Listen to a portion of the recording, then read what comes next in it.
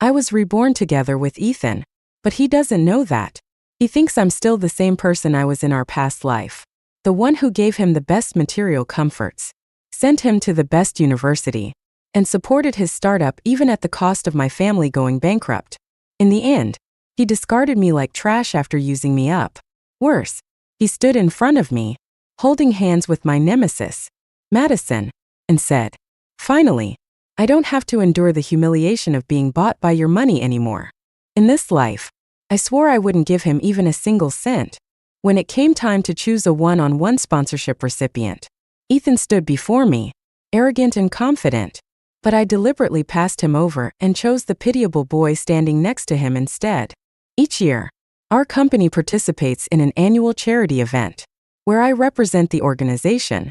As part of our efforts, we select one student from a pool of candidates for direct sponsorship, offering them personalized support. In my previous life, I had picked Ethan out of all the candidates. Unfortunately, he turned out to be nothing more than an ungrateful opportunist.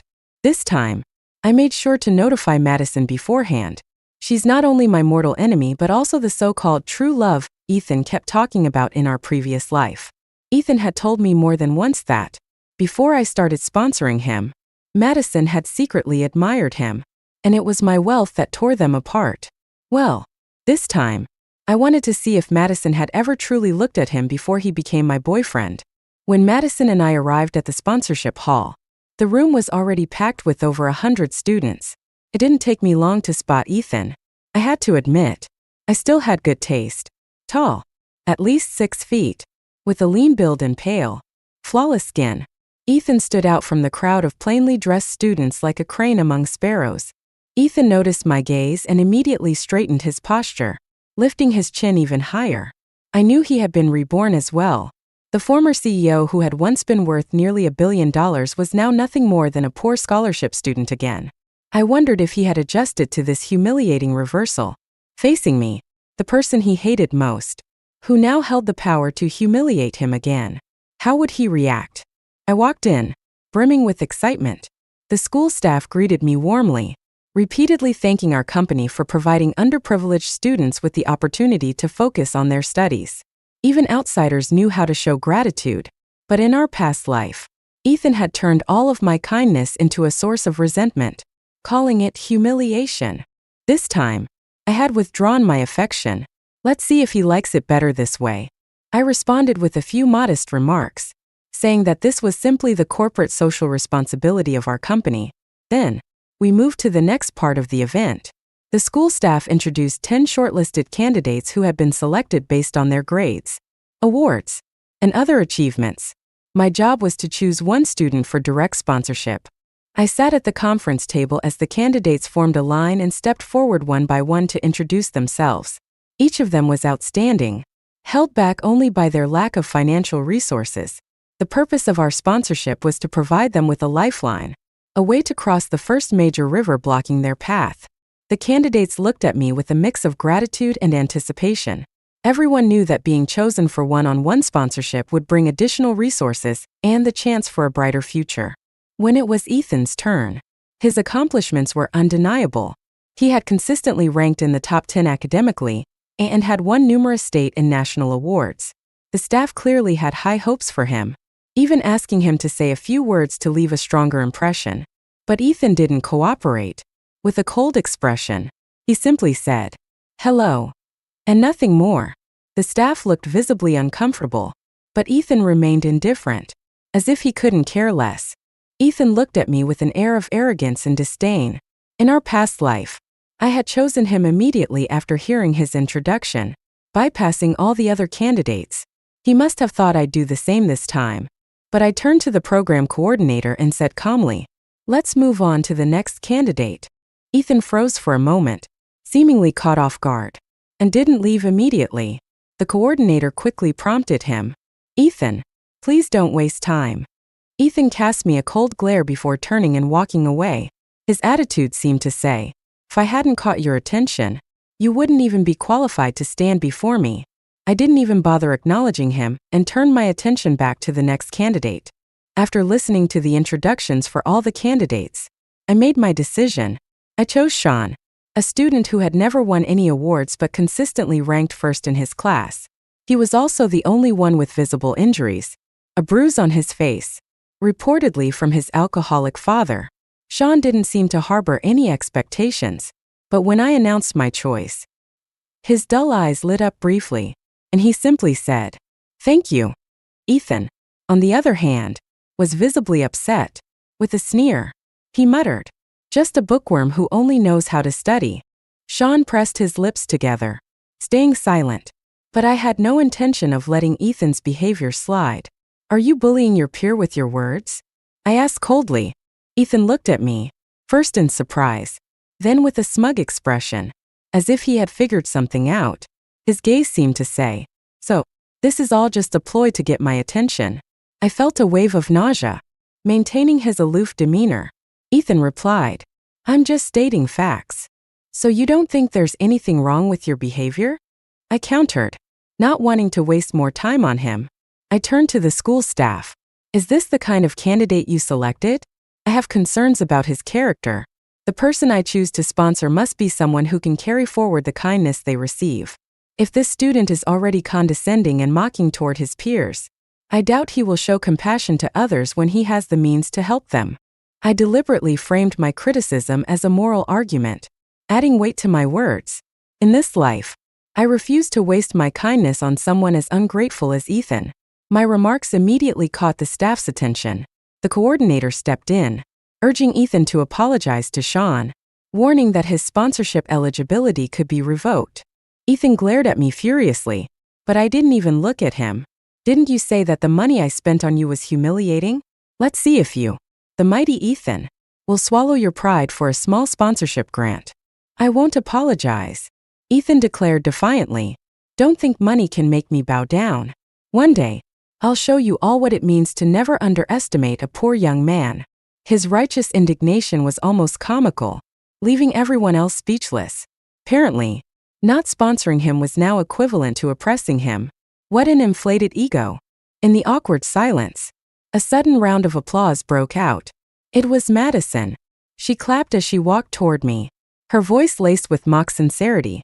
"What a principled young man. Claire, you shouldn't bully someone like that." Her tone was dripping with faux sympathy, painting me as a villain who oppressed poor students. Ethan's eyes lit up the moment he saw her, likely spinning some fantasy about his secret admirer bravely defending him against injustice. But I knew Madison's smirk all too well. It was filled with schadenfreude. She was only doing this to provoke me. I wouldn't fall for it this time. But he refused to apologize first. I said, deliberately looking at Ethan with a dismissive expression. "As expected." He lifted his chin and glared at me. "I didn't do anything wrong."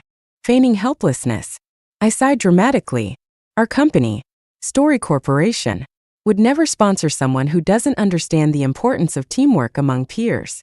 But then, I turned the conversation around.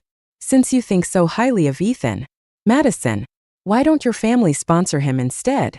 As soon as I said that, Ethan's eyes lit up with excitement, and he looked at Madison with anticipation. However, Madison hesitated, clearly uncomfortable, and finally muttered, "I'll have to discuss it with my family." Madison was just a neglected daughter in the powerful Smith family. Expecting her to secure sponsorship was laughable. Still, Ethan wore a smug expression as if saying, "Even if you don't sponsor me, Madison will." I decided to sit back and enjoy the show. I was curious to see how far Ethan would go this time without the financial support of my family. Sean and I were admitted to the prestigious Gold University, while Ethan ended up at the neighboring Normal University. His grades were good enough for Gold University, but Normal University offered subsidies, cheaper tuition, and a monthly stipend. One day, Sean and I bumped into Ethan on campus. He gave us a once-over with a mocking gaze. Sean sneered, showing disdain. The situation reminded me of something similar in our past life. Back then, I liked Ethan and frequently appeared by his side under various excuses. Rumors began to spread that Ethan had latched onto me, the wealthy heiress of the Cooper family, and would never have to worry about his future. I remember accompanying him to the cafeteria once when someone directly called him a kept man.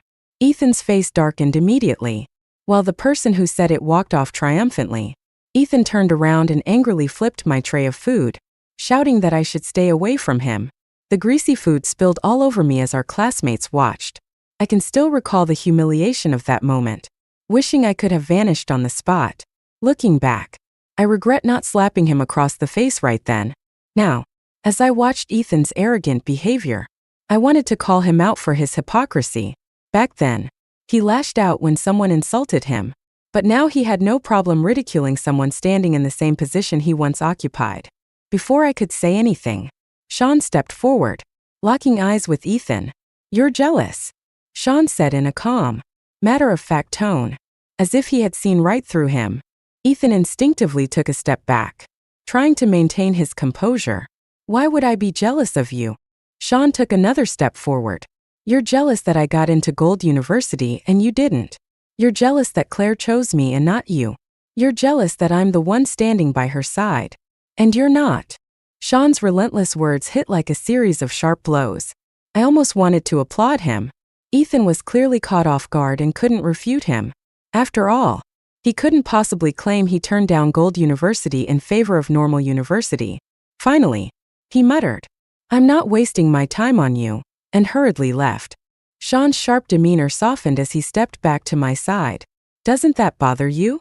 I asked. Sean replied calmly, "I know that's not the truth. At least this time, I had chosen someone emotionally stable, unlike the last person, who turned into a backstabbing ingrate after hearing a couple of rumors.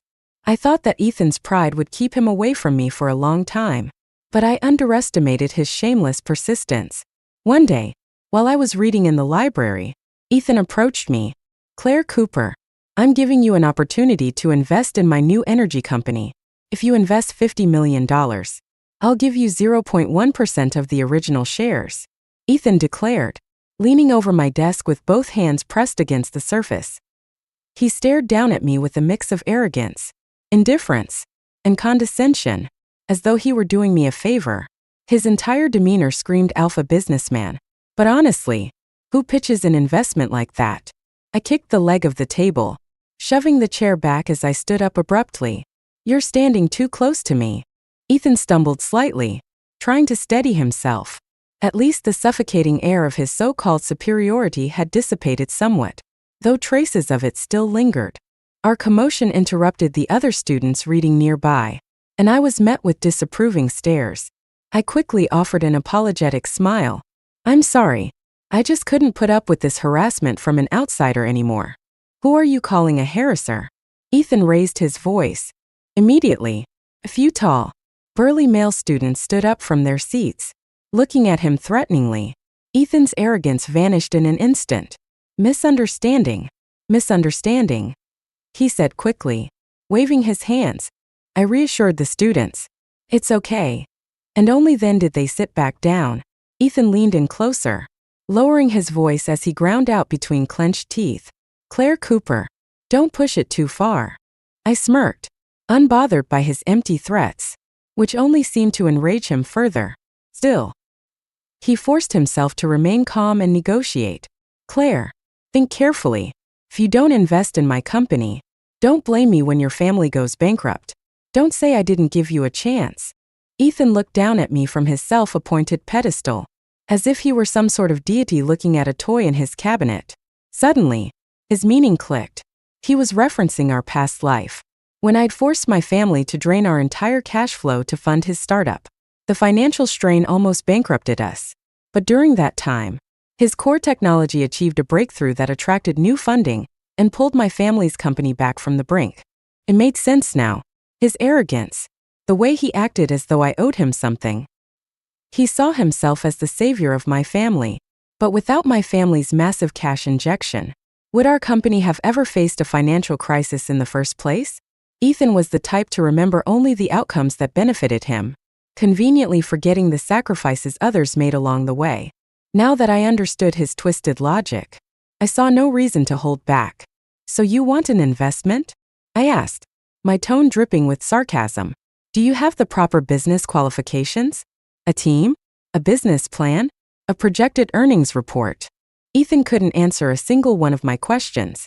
I looked at him disdainfully. "You have nothing. And yet you're here asking for my money. What exactly are you offering? Your face. I meant it as a jab. But Ethan's expression suddenly turned to one of indignant shame. Claire Cooper, don't think just because you have a little money, you can do whatever you want. I'll never bow to you. Forget your investment. I'll wait and see how much you regret this. With that, he stormed out of the library, jogging away with a strange mix of anger and flustered embarrassment. It was almost comical, as if he thought I'd insulted him in some unspeakable way. For heaven's sake. All I wanted was to avoid wasting money on him. In the end, Ethan still managed to secure funding. I heard Madison arranged it for him. $500,000 in exchange for 51% of his newly established company. Overnight, Ethan became a campus celebrity. He was enrolled in Normal University's top-tier education program, but none of his courses were remotely relevant to his entrepreneurial pursuits. He never attended class. And when Professor Liu criticized him for neglecting his studies, Ethan shot back. How many years of your salary would it take to match my $500,000 investment? After that, no one dared say a word to him. I knew what his startup was about. He was smart. After all, in our past life, he entered the new energy vehicle industry, focusing on battery longevity. Back then, I had admired him so much, thinking he was brimming with talent. Using my family connections, I got him into Gold University's best program for new energy science and engineering. He dedicated 4 years to his studies there and later co-founded a company with his professor during graduate school. But now, he was just a newly enrolled college freshman. Even with memories of his past life, Ethan had spent so many years as a CEO that he was completely out of touch with the technical side of things. He was confident he could succeed in starting a business relying solely on his technical expertise. I decided to wait and see. Ethan assembled a startup team, searching for the people who had worked with him in our past life. Unfortunately, only a few individuals who were in similar circumstances to his own were swayed by his grand promises and joined him. As for his mentor from our past life, Ethan didn't even get a meeting. Unsurprisingly, why would one of the industry's top technical experts bother with an impoverished student from an unrelated university? I, on the other hand, had no such issues. Using the alumni connection and offering an initial investment of $3 million, I happily struck a deal with Professor Zhang, the very mentor Ethan failed to approach. I even made sure to get Sean into the team under the guise of being a promising student in the same field. With this arrangement, Sean could seamlessly progress from undergraduate to doctoral studies under Zhang's mentorship. A brilliant setup, really. Not long after Sean joined, he began sharing anecdotes about his senior teammates' complaints regarding Ethan. One such tale was particularly amusing. Ethan had demanded that within 3 minutes, his team gather all the competitor information. A senior member quickly pulled up a data analysis website and frantically worked through various filters and searches. However, when the search reached the paywall requiring a membership fee, the senior casually turned the screen toward Ethan. The air of superiority around Ethan, thick enough to rival an 18-story skyscraper, evaporated the moment he saw the membership fee. $30,000. In our past life, $30,000 was pocket change for Ethan, easily covered by my family's resources. Back then, data like this was always available to him at no cost. Now, he was learning just how expensive access to quality information could be. Unsurprisingly, no membership was purchased. An hour later, Ethan handed the team a list of companies and instructed them to investigate their new products. However, after hours of work, the team could barely find relevant information, and one of the companies on the list didn't even exist. When the senior presented the findings, Ethan berated him for half an hour, accusing him of incompetence. These are industry leaders. How could there be so little information about them? Ethan fumed. Eventually, the senior lost his patience, got into a heated argument with Ethan, and quit on the spot. Later, the senior vented to Sean, sarcastically summarizing Ethan's situation. He doesn't have the life of a CEO but carries every symptom of one. I found this evaluation painfully accurate. Ethan had always been conceited. In our past life, his smooth sailing was thanks to my family's story corporation constantly propping him up. He needed data. Our strategic department had annual memberships with every major database. If he wanted proposals, a dozen managers, each specializing in their respective areas, worked tirelessly to ensure the plans were ready for him to present. If he demanded technological breakthroughs, the laboratory's engineers worked day and night, filing patents in his name. All these people, piece by piece, created the aura of genius and business acumen that surrounded Ethan, making him seem like a tech prodigy and a rising star in the business world. But Ethan believed it was all his doing, that his brilliance illuminated others. And I, blinded by my infatuation, genuinely thought he was a diamond in the rough. Ethan's startup didn't last long. Just as the team began making some progress, one of the members left, taking the core technology with him. Ethan, of course, claimed it was theft. In reality, the person had filed for a patent under their own name after Ethan insisted on claiming sole credit.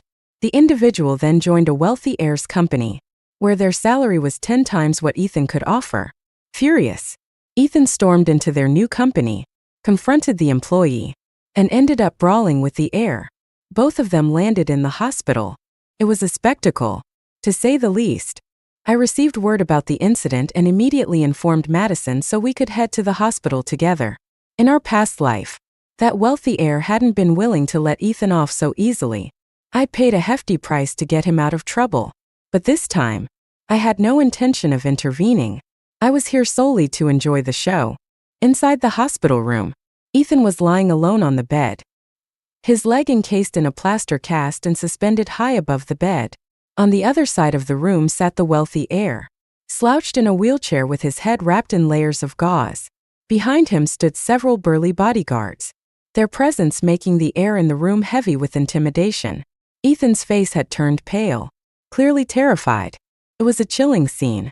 In our past life, when I'd stood alone outside this very room negotiating with those men, I had been scared too. But this time, things were different. I was just here to watch. Ethan's expression relaxed noticeably when he saw me and Madison enter the room. In fact, as his gaze settled on me, he seemed to gain a smug confidence, as though thinking, I knew she wouldn't leave me behind. There was even a trace of dissatisfaction in his eyes, as if asking why I had taken so long to arrive. Watching him, I suddenly had the urge to punch him in the face. Twice. The wealthy heir caught Ethan's gaze and turned to me, smirking. You his girl. I waved both hands frantically, stepping back. Just passing by, I said quickly. Ethan glared at me angrily, but when his eyes shifted to Madison, there was a flash of understanding. It was probably his jealousy kicking in. I took another step back, wanting to stay as far away as possible from the drama. As expected, the heir shifted his attention to Madison. She stepped forward gracefully, and Ethan's gaze softened immediately, filled with what could only be described as infatuation. Don't misunderstand, Madison said softly. I'm just a classmate of his. It seems there's been some sort of misunderstanding between you two. Maybe you can talk it out. She tilted her head slightly, tucking a strand of hair behind her ear to reveal her delicate jawline. Misunderstanding? The heir snorted. No misunderstanding here.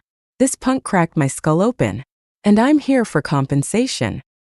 His eyes lingered on Madison with ill-concealed interest. Madison lowered her head shyly. The heir sneered. What? You gonna pay up for him?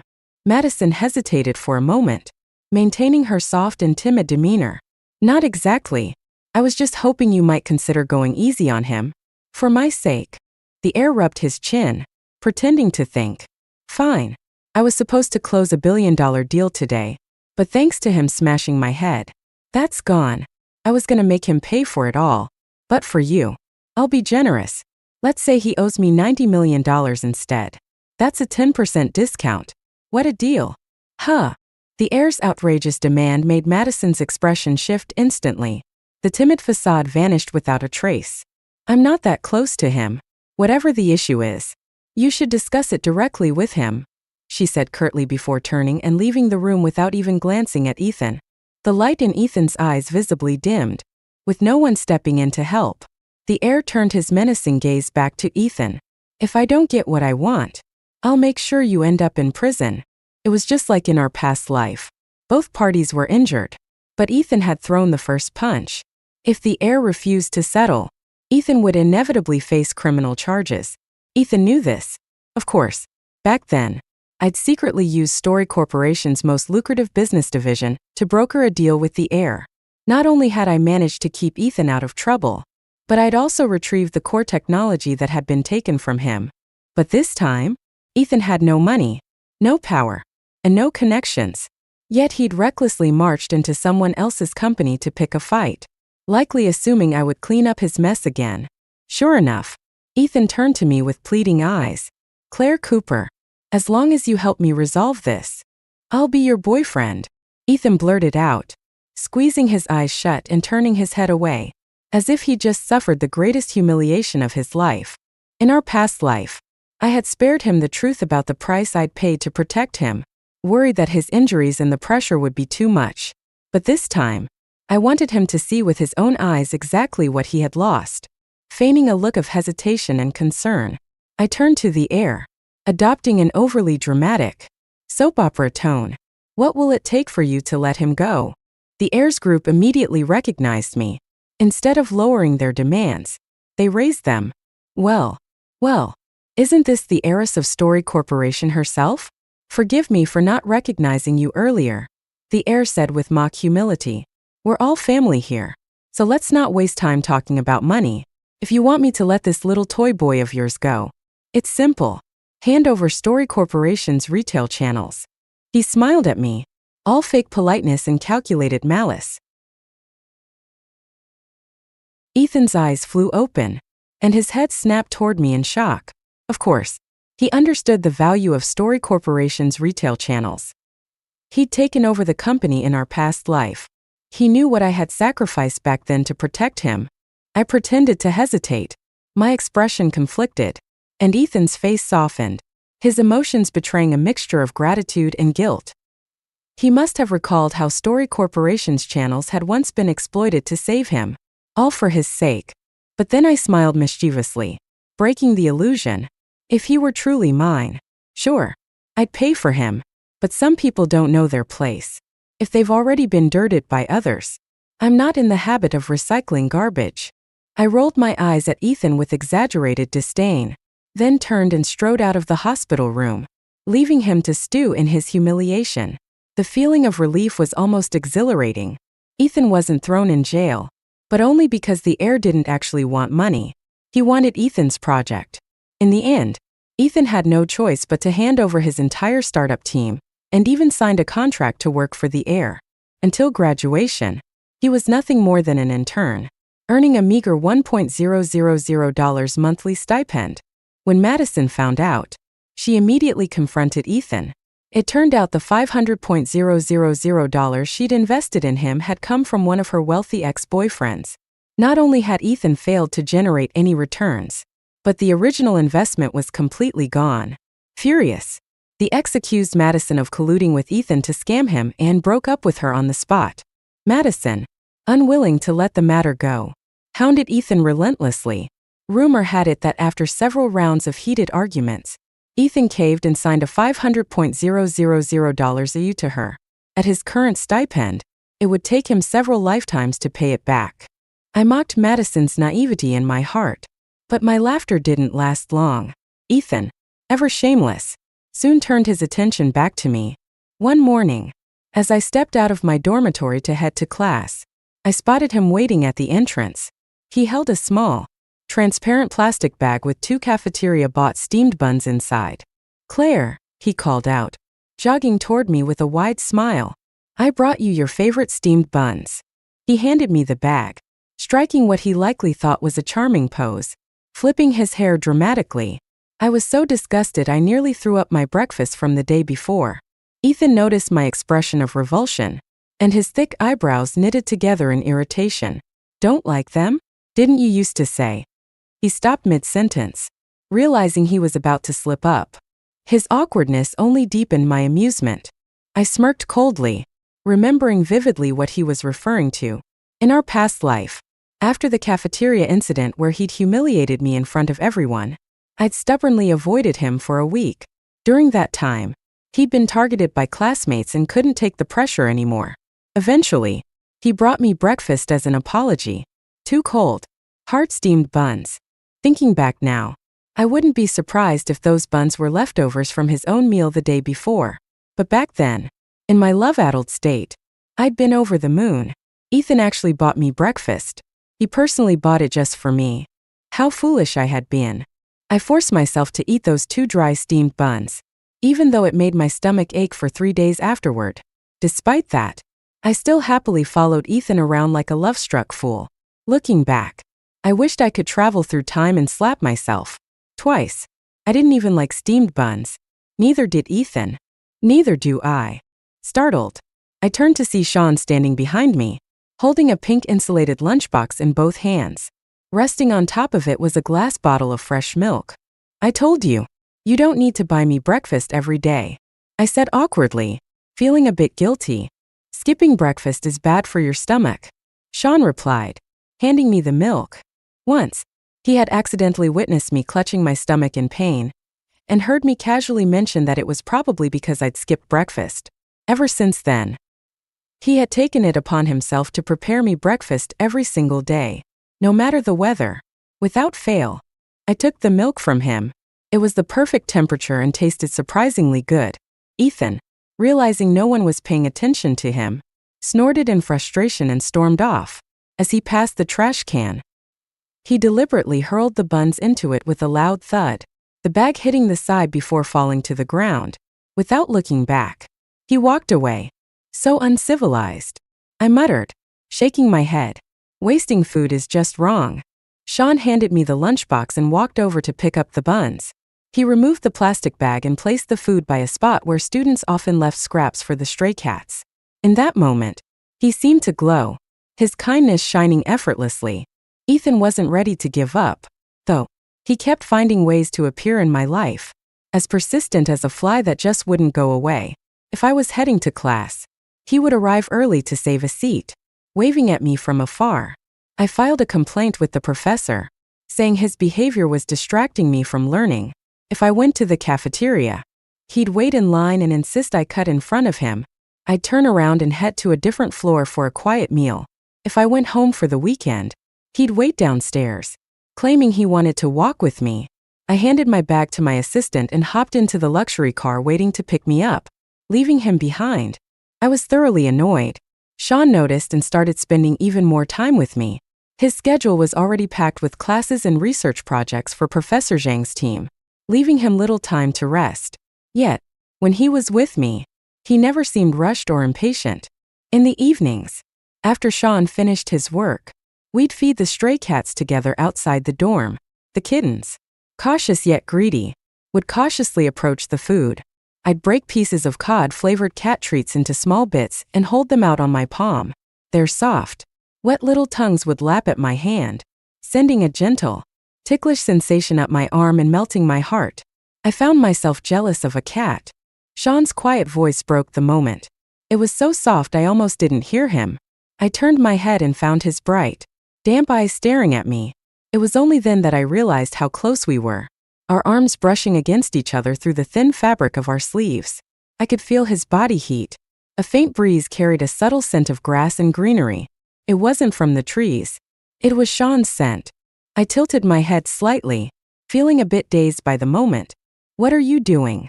The sudden, angry shout shattered the peace. We turned to see Ethan standing behind us, his face contorted with fury. The kittens, startled by his voice, scattered in all directions. Ethan's intense gaze locked onto me, as if I were the sole focus of his wrath. He looked as though he was 1 second away from charging at me and tearing me to pieces. Sean stood up and stepped in front of me, shielding me from Ethan's fury. I dropped the small bit of cod treat left in my hand, brushed off my palms, and walked out from behind Sean. "What right do you think you have to question me?" I said coldly, my expression unyielding. Ethan's anger faltered. His voice rasped as he stammered, I'm.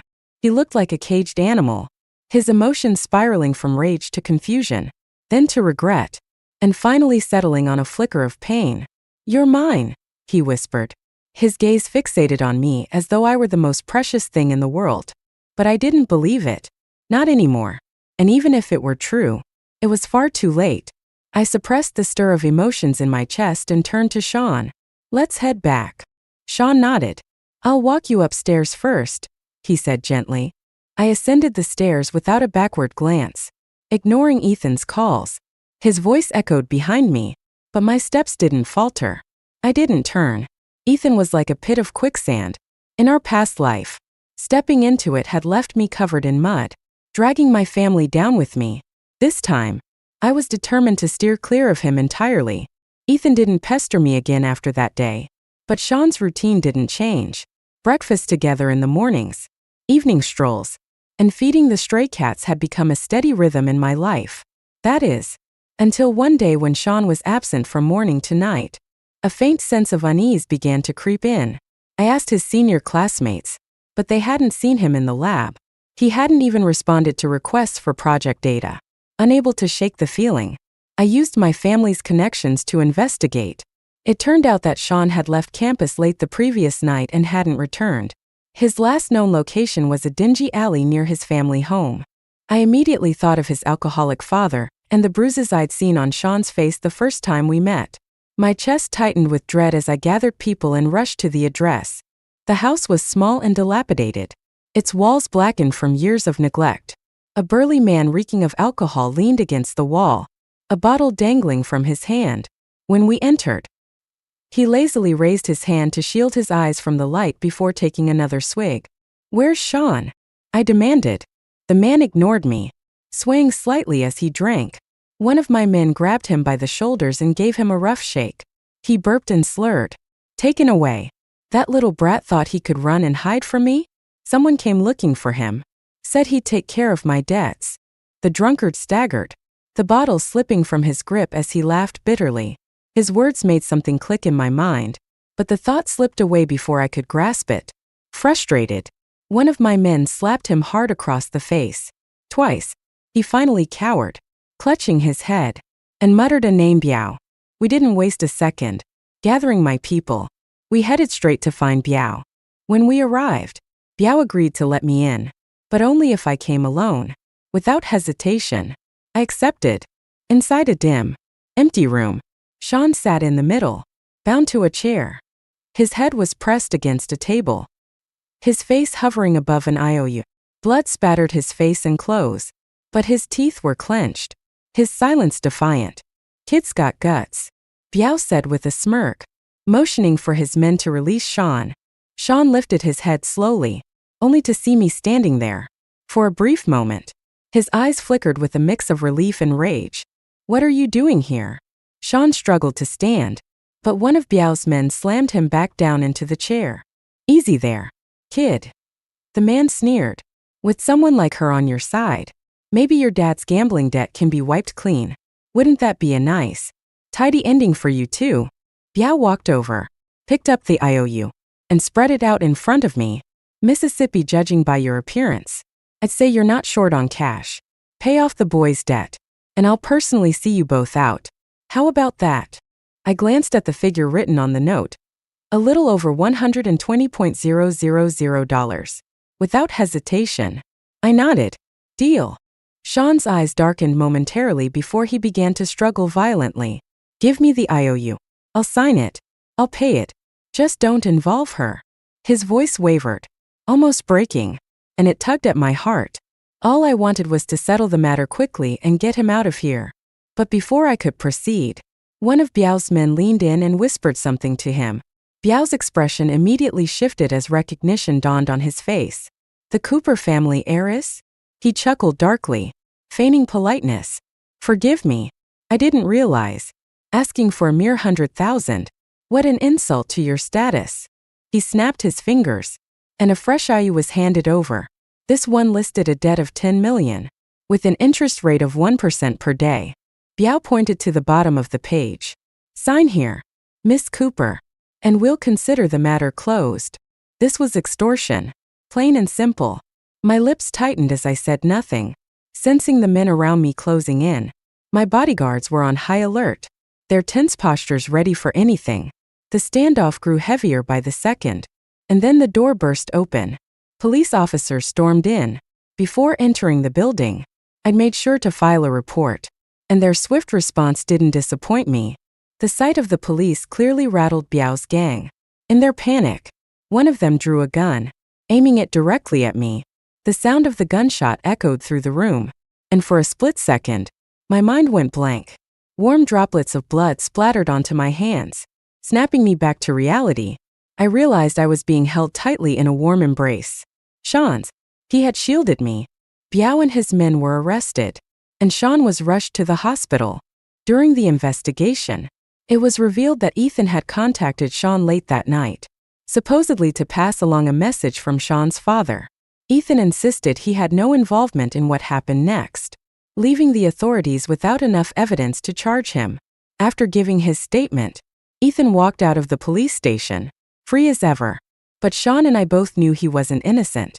While Sean was recovering in the hospital, Ethan had the audacity to visit. Sean was lying back on the bed, his shoulder bandaged, while I sat beside him, carefully feeding him spoonfuls of bird's nest soup.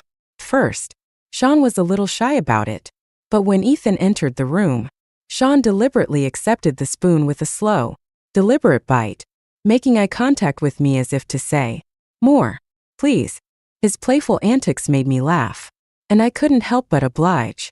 Ethan, standing at the door, glared at us with a dark, twisted expression. His face contorted with barely suppressed anger. "Claire Cooper," he spat. "What does he have that I don't? He's just the son of a drunk gambler. Does he really deserve this? Or is it that you enjoy the thrill of toying with poor boys like him?" His words were unhinged, his tone laced with bitterness. He wasn't even trying to hide the fact that he, too, had been reborn. His accusation made me want to laugh. Toying with them? In our past life, I had thrown everything, my family, my company, into supporting him, only for him to turn around and call it manipulation. I couldn't even muster the energy to argue anymore. "Ethan, you're not welcome here. Please leave," I said coldly, cutting him off. But Ethan didn't leave as he would have in the past. Instead, he walked over to me, crouching down beside my chair, and reached for my hand, his desperation palpable. I avoided Ethan's hand, and he looked frustrated. Still, he tried to control his temper. "Claire, stop playing games with me. Let's go back to the way things were. Stay by my side, and I promise I'll never treat you badly again. Okay?" His tone carried a hint of pleading, his expression softening. I gave him a deliberate smile, just as the light of hope began to return to his eyes. I gently said, "No." It was the same word he'd thrown at me in our past life, when I'd begged him to spare Story Corporation, to spare my parents. He had stood there, holding Madison's hand, stepping on mine as he said coldly, "No." Sean recovered quickly. On the day the doctor approved his discharge, he immediately returned to the lab. Meanwhile, my parents, shaken by the events with Biao, required my attention at home. My days became a routine of shuttling between school and family. Life was peaceful for a while, until I noticed my father looking troubled. When I asked, he admitted that the family business was under attack. Long-standing clients were suddenly poached, bids were being undercut, and even our retail channels, previously untouchable, were being interfered with. The one orchestrating all of this? None other than the heir who had fought with Ethan. Their tactics weren't enough to cripple Story Corporation, but they were an annoyance. My father, unwilling to deal with these minor issues, handed them over to me. I knew immediately that Ethan, armed with memories from our past life, was pulling the strings. Unfortunately, proving his involvement would be nearly impossible. That left me with only one option: targeting the new energy project. Since Ethan's team had been absorbed by the heir's company, progress on the project had stalled. Frustrated by constant setbacks, Ethan had turned his attention to Professor Zhang, trying to get his foot in the door. What he didn't know was that Professor Zhang often shared these attempts with me, treating them as a source of amusement. When that route failed, Ethan began approaching Sean's senior classmates. Sean mentioned that someone seemed tempted but hadn't made a move yet. Originally, I planned to have Professor Zhang reassign the wavering classmate, but instead, I told Sean to keep an eye on him and avoid scaring him off. The new energy project progressed rapidly. Professor Zhang and his students filed for a joint patent as co-researchers. and as soon as it was approved, Ethan sued both the professor and Story Corporation. His accusation? That we had stolen their technology. His key witness? The classmate he had successfully bribed. Ethan didn't stop there. He spread the story online, attempting to use public opinion to damage Story Corporation's reputation. "Claire Cooper," he said smugly before the trial, "as long as you come back to me, I'll withdraw the lawsuit." I couldn't help but laugh. In our past life, I had given him my heart, my loyalty, and my everything, only for him to discard me like trash. In this life, despite my constant efforts to suppress him, he kept crawling back. "In your dreams," I said coldly, brushing past him without a second glance. At the trial, Ethan strutted in confidently, presenting various data comparisons to prove that his team had developed the technology first. Our side, however, presented only two pieces of evidence. The first was video footage showing the bribed classmate secretly copying lab data and handing it over to Ethan. The second was a direct comparison of the core data itself, revealing that the classmate had stolen falsified data. The differences between the stolen data and the real results exposed Ethan's baseless claims of plagiarism. The verdict was unsurprising. Our lawyers immediately filed a countersuit against Ethan for intellectual theft, wrongful accusations, and defamation through the dissemination of false information online. While the court couldn't issue a ruling on the spot, the evidence was overwhelming. Ethan had no way out. Before the final judgment, Ethan requested to meet me one last time. I agreed, and Sean came along, staying nearby while I met with Ethan. As Sean walked a short distance away, Ethan watched him leave, a bitter smile on his face. "I can't believe you still have feelings for that poor kid." I knew Ethan had figured out that I, too, had been reborn. But ingratitude and betrayal aren't problems of poverty. They're problems of character. I no longer felt the need to hide it. "You've been reborn, haven't you?" Ethan said, his eyes burning with intensity. "You're just like me. We're the same." I couldn't help but marvel at his audacity. How thick-skinned must he be to think I'd ever have a change of heart toward him? "Ethan," I said, calling him by name for the first time in a long while.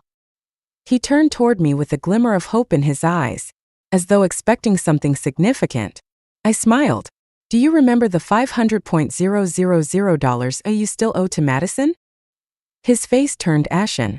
I didn't bother sparing him any further pleasantries. "Ethan, seeing you like this actually makes me happy," I said, my voice calm but cutting. "In our past life, I liked you. That made you think you were somehow superior to me. You're 6 feet tall, lean, pale-skinned. So what? Not only were you ungrateful, but you despised the very ladder that lifted you up, calling it filthy. If you hated it so much, why didn't you just tell me?" I took a step closer, my voice steady and unyielding.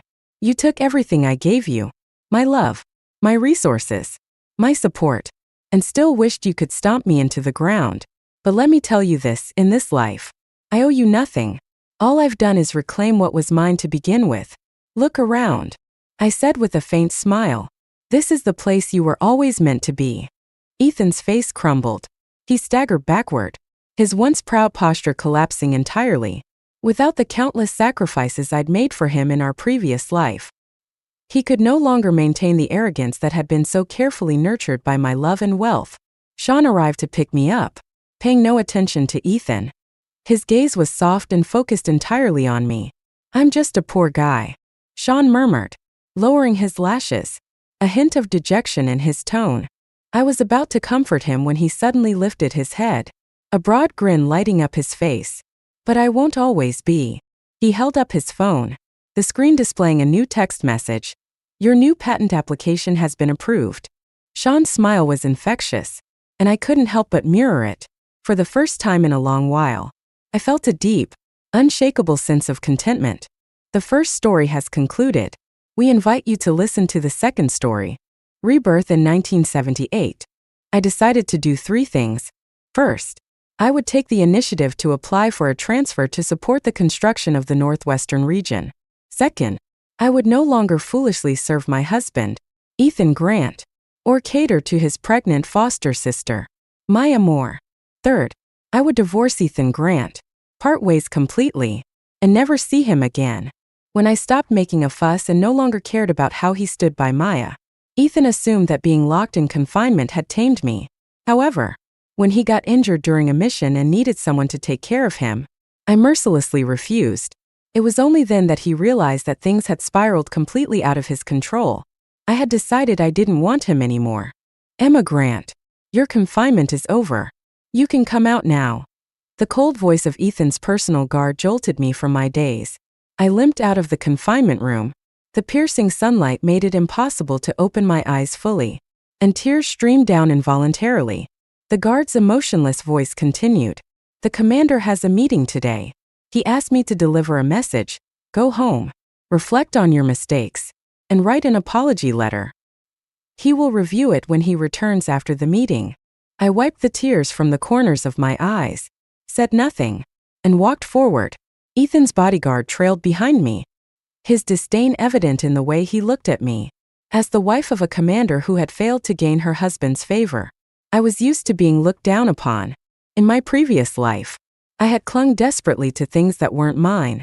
I gave everything I had, only to be locked in confinement, scolded impatiently by Ethan, hated and neglected. In the end, I succumbed to depression and took my own life. When I married Ethan, there were moments of genuine love. He bought me snacks, took me to the movies, and strolled with me hand in hand. We were the envy of everyone around us. But everything changed when Maya appeared, heavily pregnant, seeking refuge with Ethan. From the day Maya arrived, I became invisible to Ethan. She was the only one he saw, the only one he cared about. He accompanied her to pick out baby supplies, went with her to prenatal checkups, and gave her all the money we had saved up. First, I thought Ethan only saw Maya as a sister. I even helped take care of her, thinking it was my duty. But one day, I stumbled upon Maya's diary. Dear Ethan, I love you. I know you love me too. Why can't we be together? I feel like I'm going to explode if I can't tell the world how much I love you. Without you, I can't live. The words felt like a bolt of lightning. I confronted Maya, demanding an explanation. She wasn't the least bit afraid. It's just as you saw, she said casually. We love each other. The only reason we're not together is because of certain circumstances. Furious, I slapped her across the face. She ran crying to Ethan, claiming I had hurt her. Ethan pushed me roughly to the ground, twisting my ankle, and rushed Maya to the hospital when she started showing signs of distress. Ethan didn't come home for several days, staying by Maya's side in the hospital. When I worked up the courage to visit, Maya, clutching her pregnant belly, smirked at me. I love Ethan, and he loves me. The only reason he married you was because of societal pressure.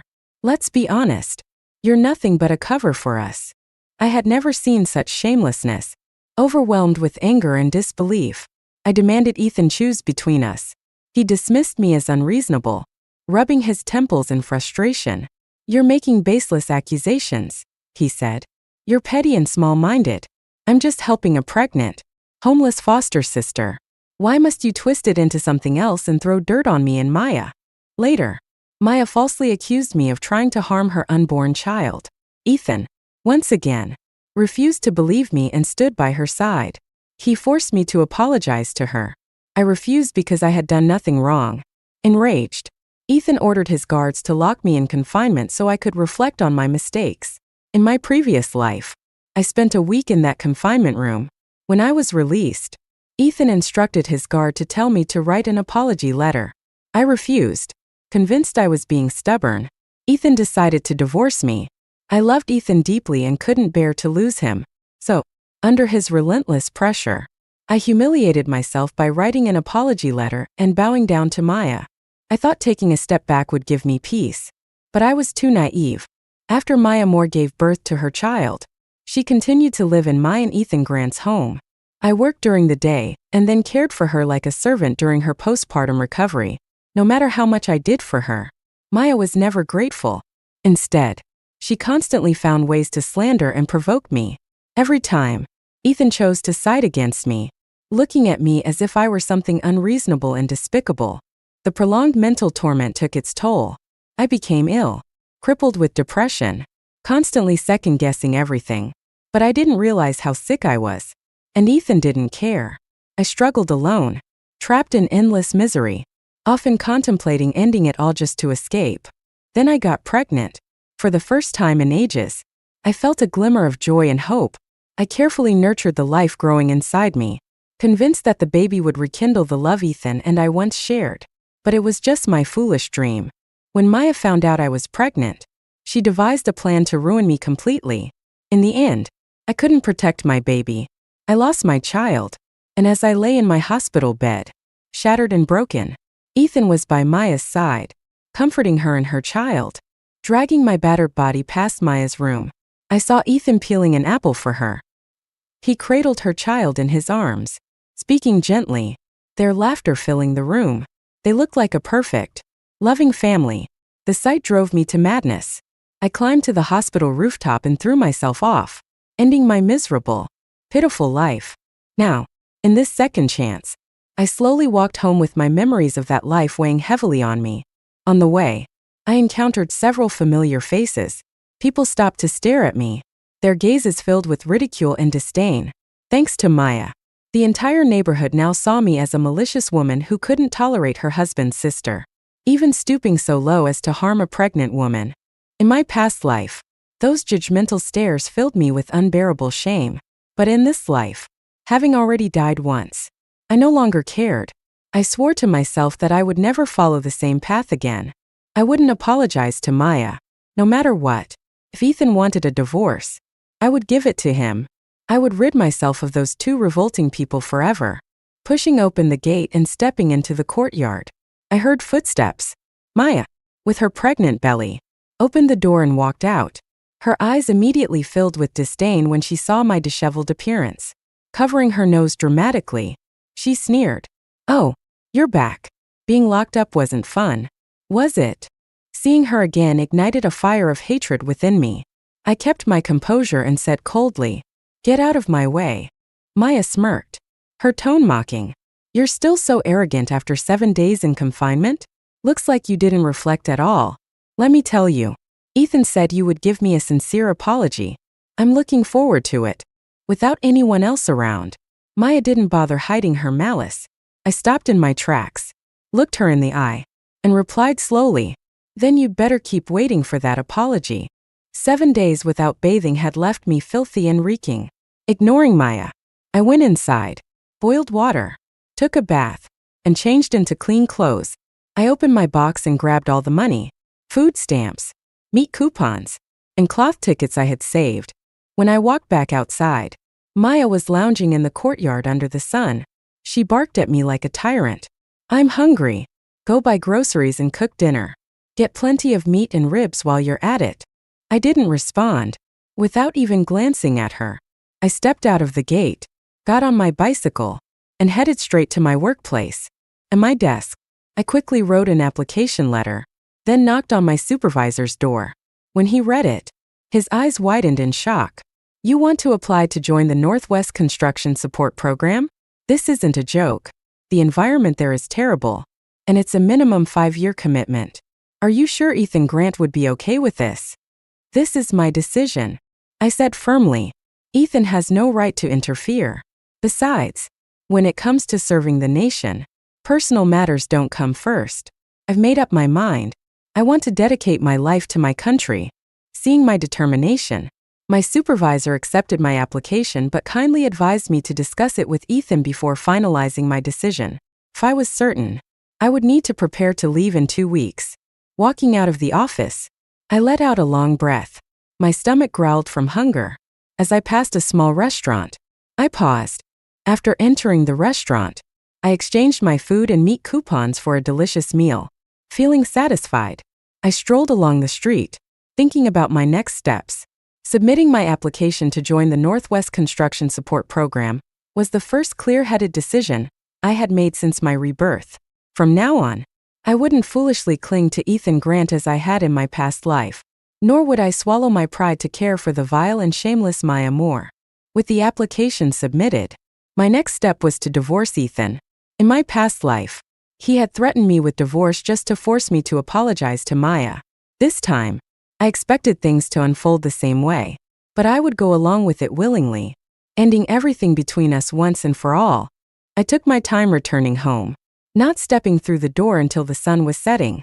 As soon as I walked in, I heard Maya's tearful sobbing. "Sister-in-law must hate me to death," she wailed.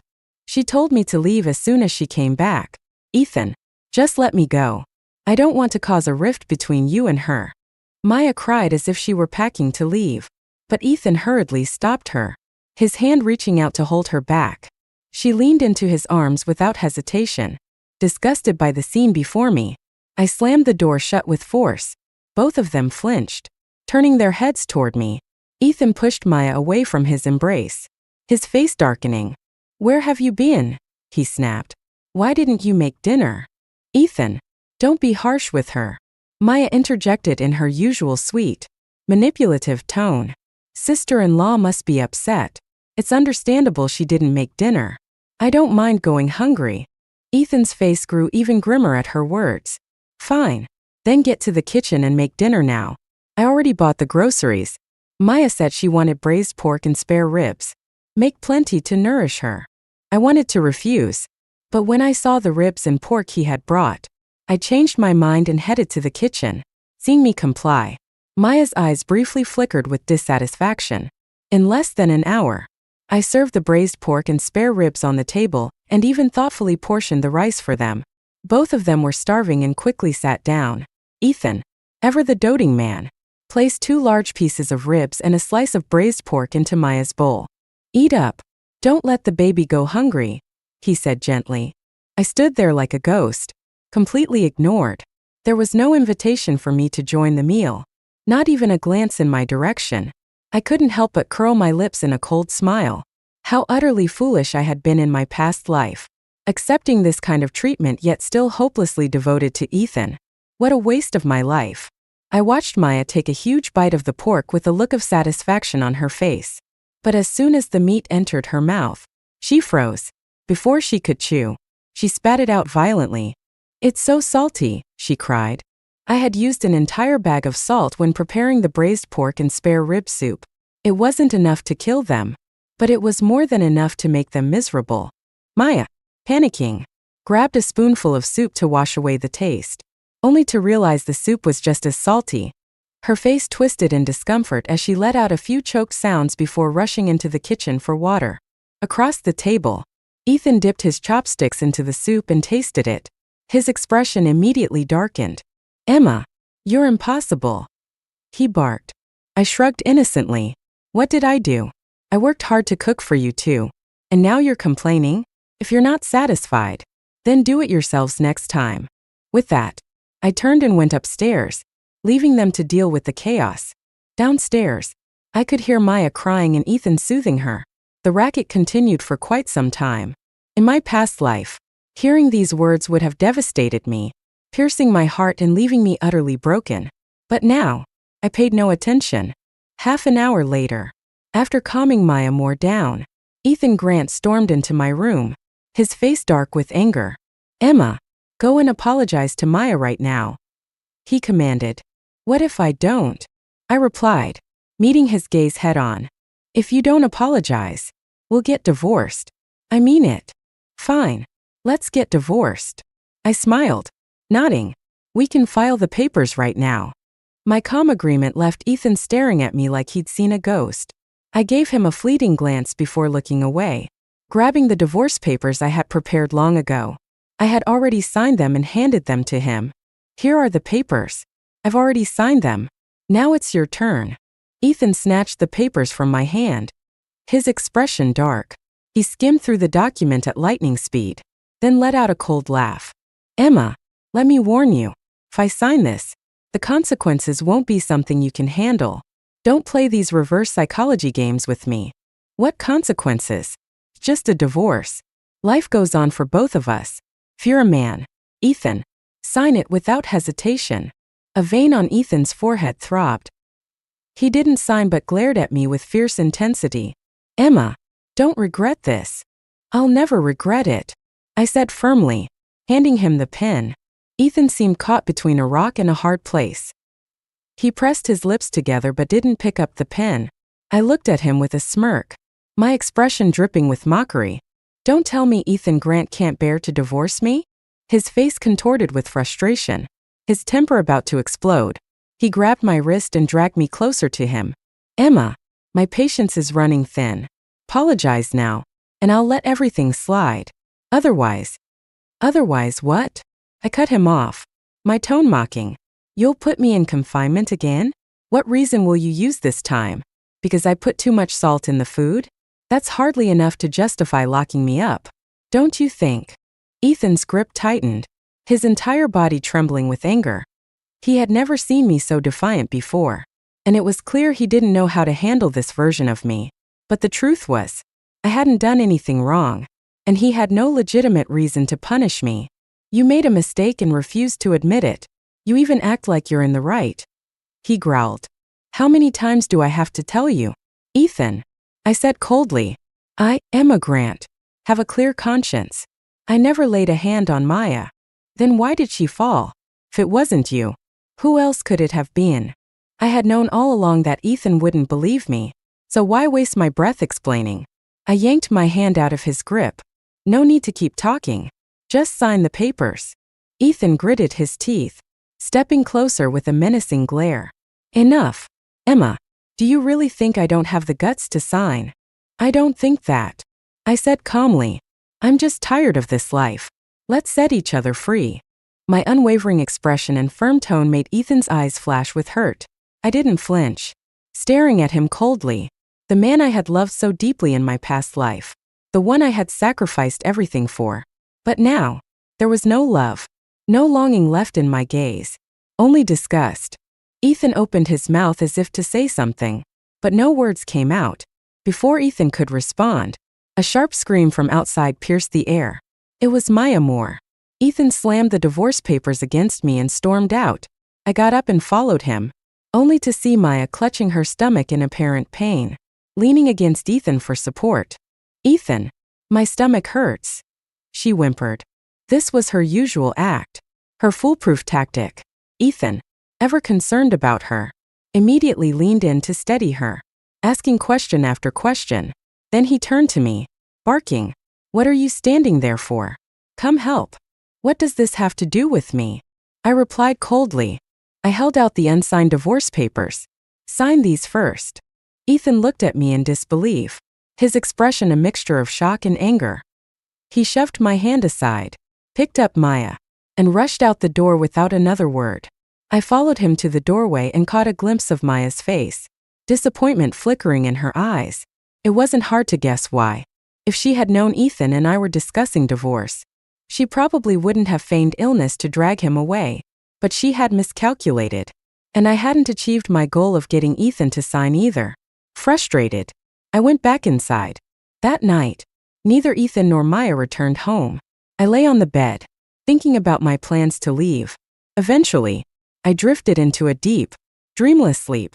When I woke the next morning, to my surprise, Ethan was home. He handed me a steamed red bean bun, a rare smile softening his face. His tone was unusually gentle. Here, eat this while it's still warm. I had always loved red bean buns, and in the past, Ethan would often bring them for me. But ever since Maya had appeared, such thoughtful gestures had become a thing of the past. I didn't take the bun. Instead, I turned and retrieved the unsigned divorce papers from the previous night. Sign this. Once it's done, we can finalize everything. Ethan's expression shifted from disbelief to anger. Emma, I've already compromised. What more do you want? Don't push your luck. I looked at him, my face devoid of emotion. As a leader, you should keep your word and set an example. You were the one who first suggested divorce. Be decisive. Don't make me lose respect for you. Ethan was proud and stubborn. I thought my words would provoke him into signing out of sheer pride, but I underestimated him. To my shock, he grabbed the papers from my hand and ripped them into shreds in a matter of seconds, breathing heavily. He shot me a bloodshot glare before storming out of the house. I chased after him, calling his name, but I was too late. His long strides carried him to his car, and he sped away without looking back. I couldn't understand it. Ethan no longer cared for me. His heart was entirely with Maya. So why wouldn't he divorce me? In my past life, Maya had once taunted me, saying Ethan used me as a shield because of his status and reputation. Was that why he refused to let me go now? In the days that followed, Ethan didn't come home. I heard he was away on a mission. Strangely, Maya also stayed out of my sight. Without their constant drama, I finally found some peace. I spent my time at work and focused on sorting through the house. If I was going to leave and cut ties with Ethan, I wanted to sever everything cleanly. I shredded all of our photos together and threw them away. The sweaters I had painstakingly knitted and the shoes I had made for him were packed up and given away. Preparing for my move to the Northwest meant I couldn't take too many belongings. I donated more than half of my clothes to the neighbors and gave away extra blankets and bedding as well. It only took a few days to declutter, and the house was nearly emptied of my personal items. Still, Ethan didn't return. I looked at the calendar, feeling a growing sense of urgency. The day of my departure for the Northwest was approaching fast. Yet my divorce with Ethan Grant remained unresolved. While it wasn't necessary to finalize the divorce before leaving, I desperately wanted to cut all ties with him. If I was leaving, it had to be clean. No lingering connections. No reason to ever cross paths again. Just as I was brooding over this, I received a call from the military hospital. Ethan had been injured, and as his family member, I was asked to go and care for him. Despite the news, I felt no tension or worry.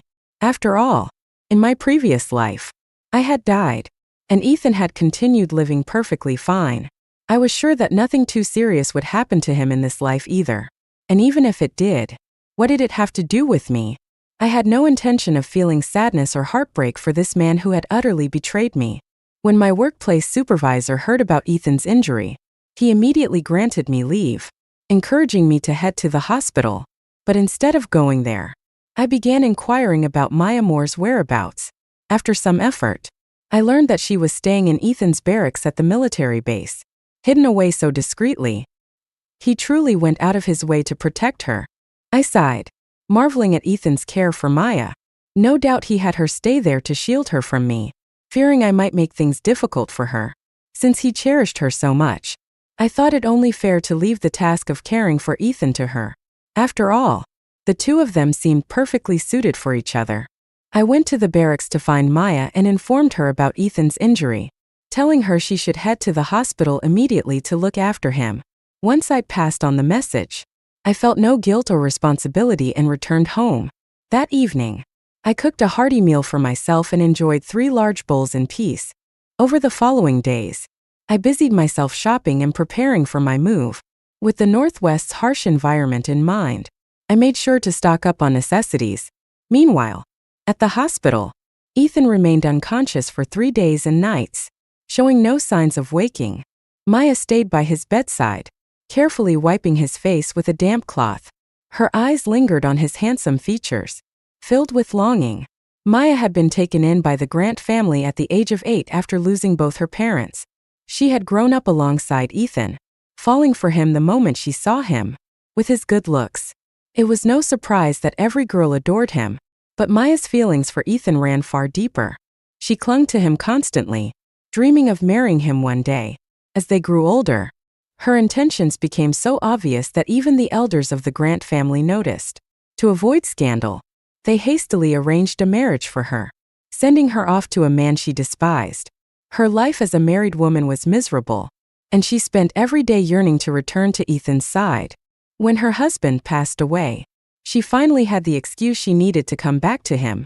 Ethan, ever the doting protector, indulged her every whim, which made her content, up to a point, but being cared for wasn't enough. Maya wanted to be the only woman in Ethan's life, standing by his side openly and proudly. The sight of his legal wife, Emma, enraged her to no end. Maya stared greedily at Ethan's unconscious face. This was the man she had loved for so many years, the man she couldn't have. The torment of her unfulfilled desire was unbearable.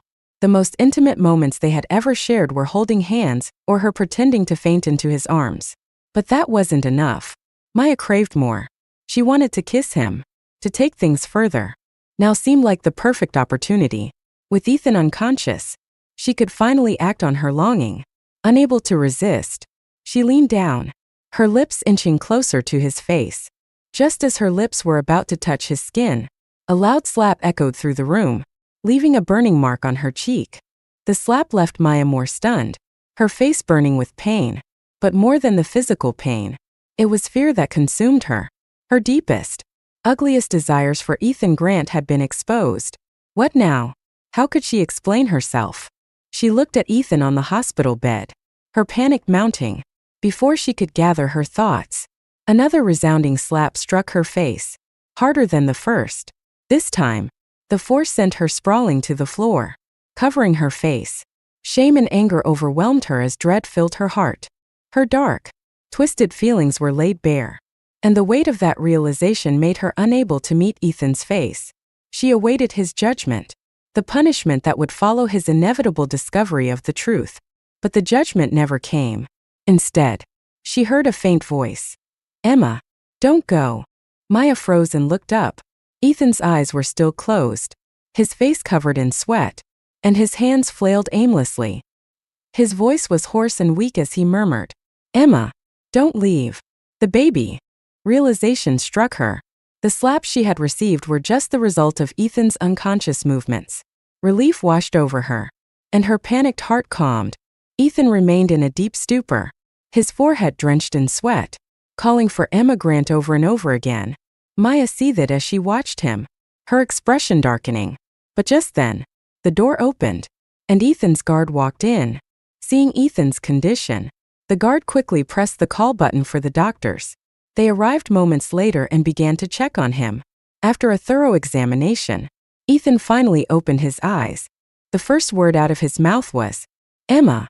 The doctor, standing nearby, responded immediately, "Commander, you're awake.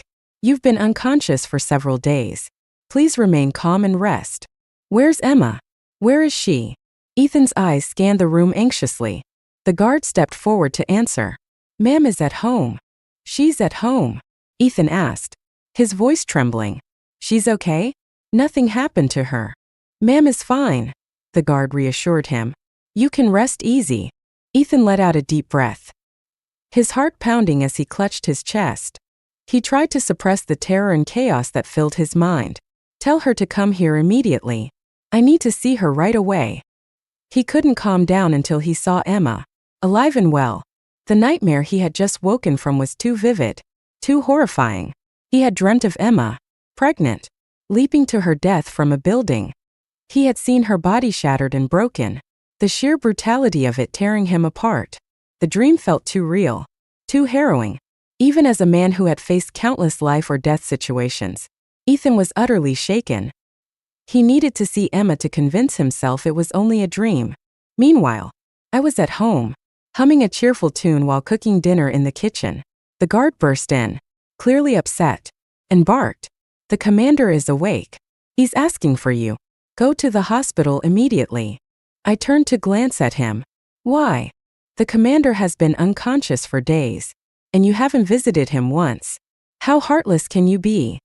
The guard snapped, his face flushed with anger. "I'm not a doctor," I replied coolly. "What use would I be? He has people looking after him, doesn't he?" "But the commander specifically asked for you." "I'm busy," I said dismissively. "I haven't even eaten yet." The guard's face turned red with fury. He glared at me, his fists clenched. "Just wait. You'll regret this." Was that supposed to be a threat? I chuckled to myself. What could they do? Lock me up in confinement again for not going to the hospital? At the hospital, Ethan anxiously waited, pacing as much as his weakened state allowed. Time dragged on, and finally, the guard returned. But without me. Ethan Grant walked into the hospital room alone, his guard trailing behind. He scanned the space, his brow furrowed. "Where's Emma? Why didn't she come?" The guard hesitated before replying. "She refused. Said she was cooking dinner and didn't want to leave." Ethan's disbelief was evident. "That's impossible. Emma wouldn't just ignore me, especially if I'm injured." "Are you sure you told her clearly?" "I did," the guard said, clearly frustrated. "The moment I heard about your condition, I went straight to her. I informed her of what happened and even spoke to her supervisor to get her leave approved. But she hasn't come to the hospital. Not even once." The guard's voice grew more aggrieved. How could you marry a wife who has no concern for you? She's heartless. Ethan's expression darkened. That's impossible. There must be some mistake. He murmured to himself, his voice growing softer. Emma loves me. She's always cared deeply, even when it's just a minor injury. Why would she suddenly not care now? What's changed? The guard, still visibly upset, offered his interpretation. She's probably mad about being locked in confinement. She made a mistake, acted irrationally, and now she's still holding a grudge against you. Can you believe she has the nerve to sulk over something that was entirely her fault? The mention of confinement jolted Ethan's memory. In his dream, he had locked Emma away and even threatened her with divorce. In the dream, she had refused to divorce him, eventually breaking down in tears and apologizing to Maya Moore.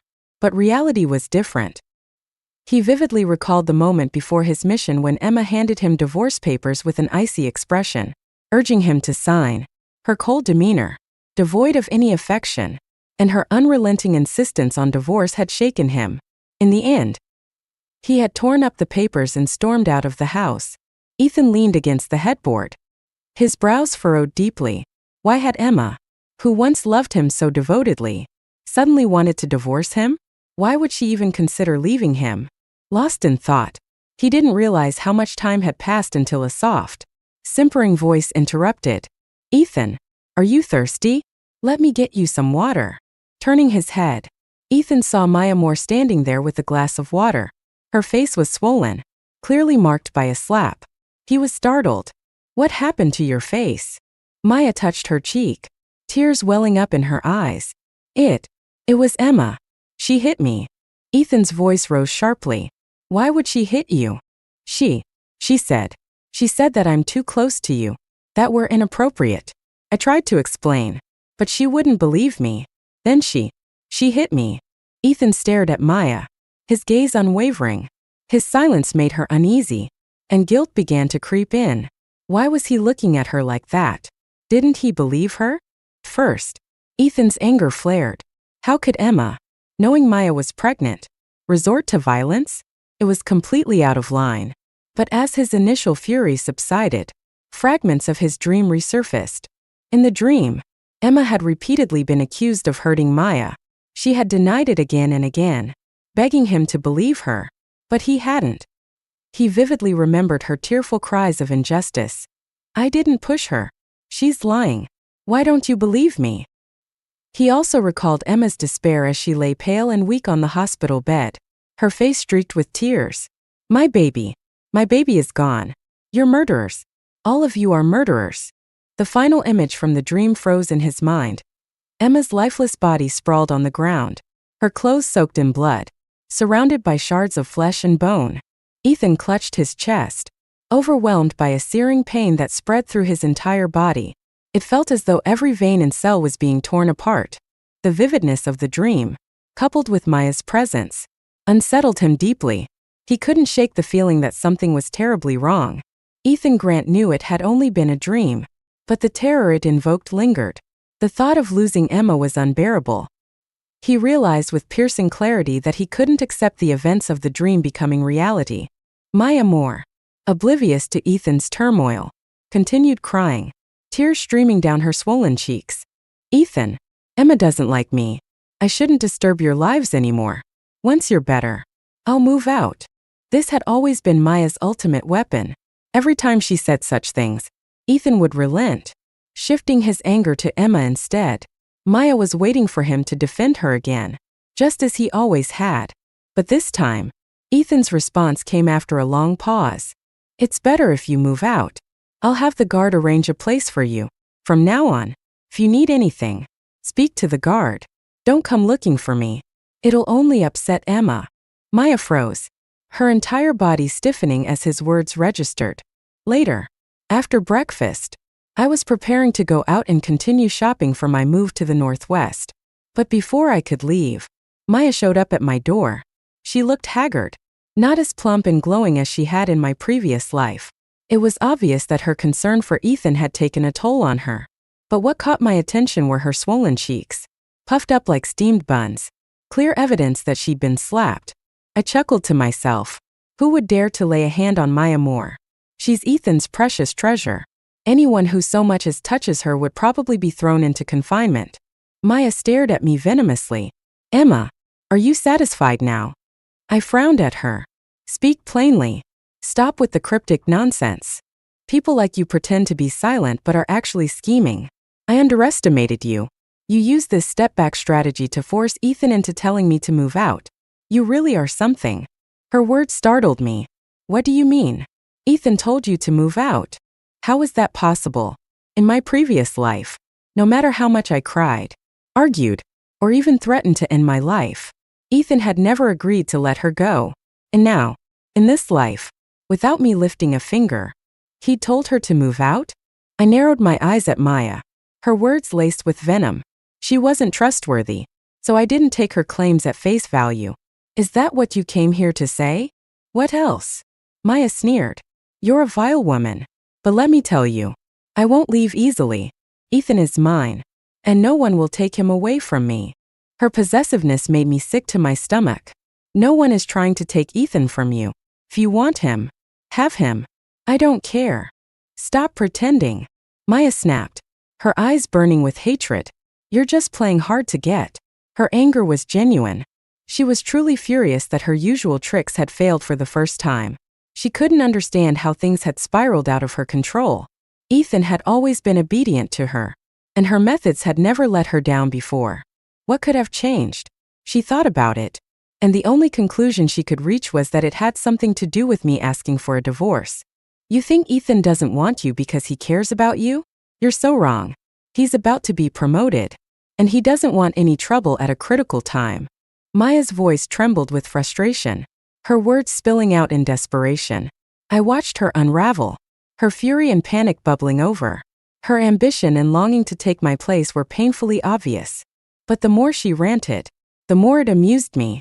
Maya, with your manipulative schemes and shameless behavior, shouldn't you have figured out by now that you're doomed to be nothing more than a shadow, never fully in the spotlight? Shouldn't you aim a little higher in life?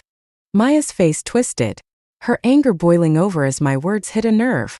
I looked at Maya Moore's twisted face and smirked. How about we make a deal?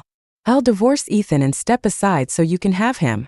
In return, you find a way to get him to sign the divorce papers. Maya's eyes widened in surprise. You're serious? You're not trying to set me up? Of course. Maya took the divorce papers I handed her and left.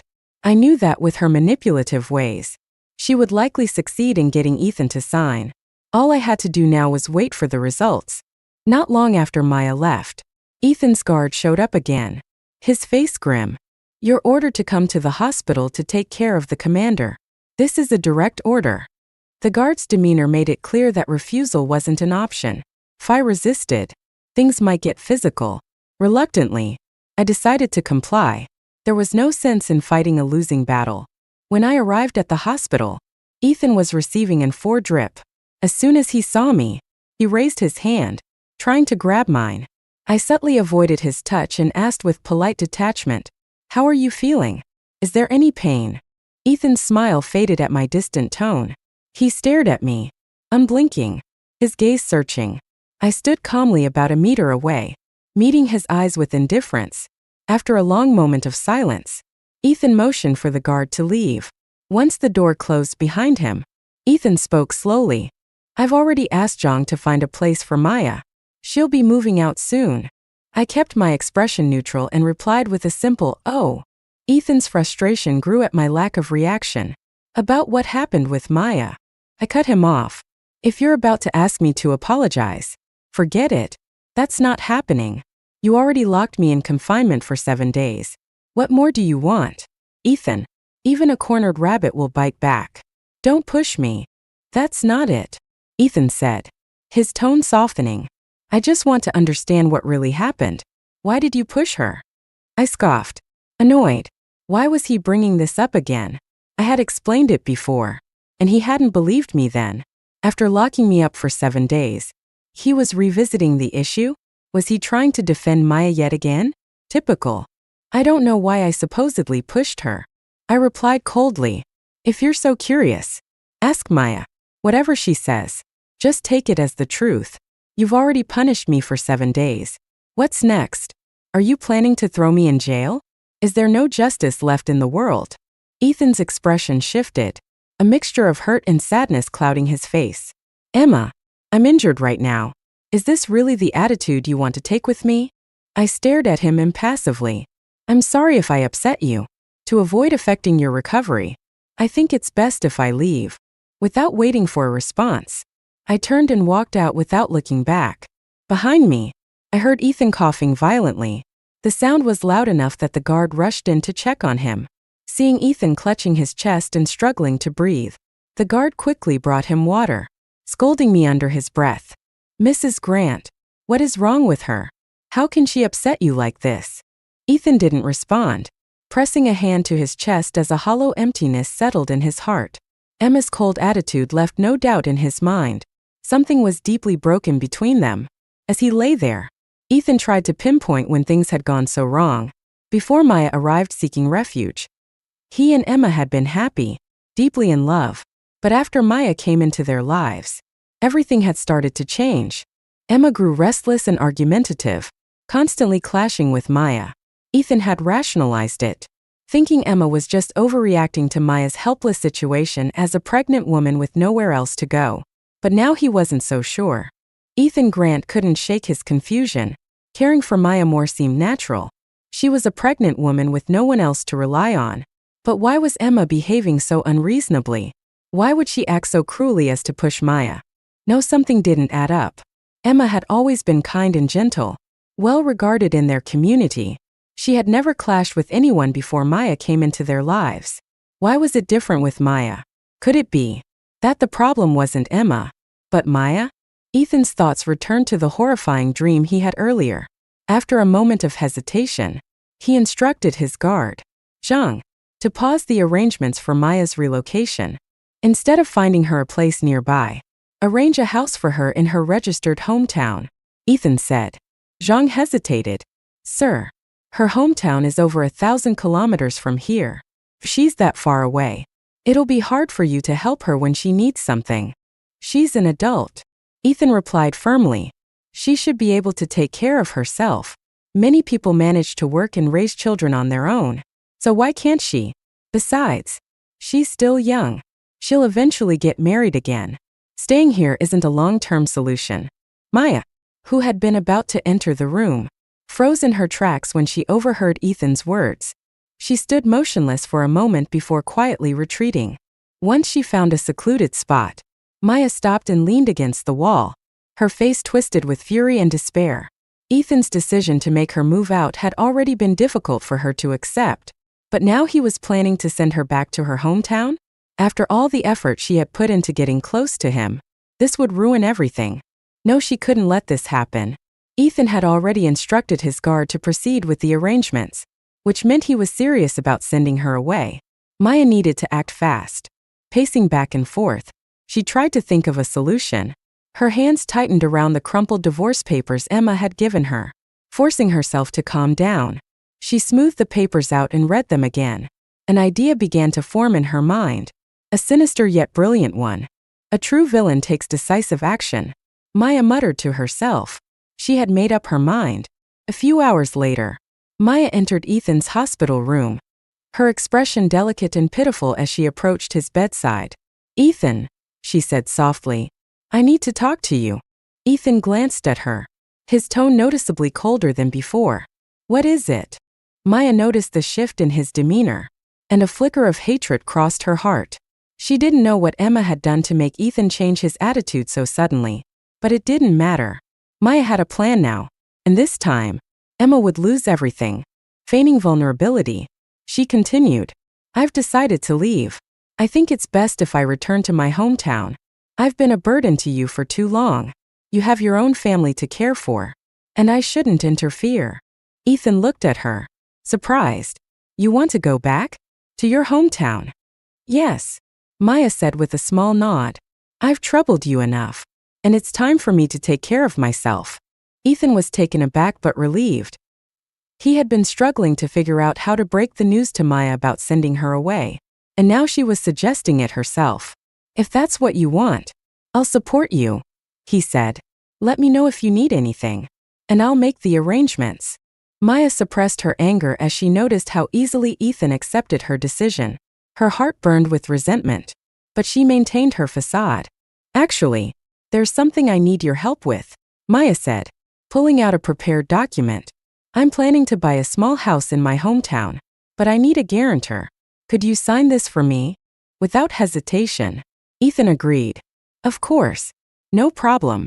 Maya quickly laid out the document, flipping to the page requiring his signature and fingerprint. Ethan gave the first page a cursory glance before signing and pressing his fingerprint. Thank you, Ethan, Maya said sweetly, gathering the papers. I'll let you rest now. I need to prepare for my departure. I'll leave in a few days.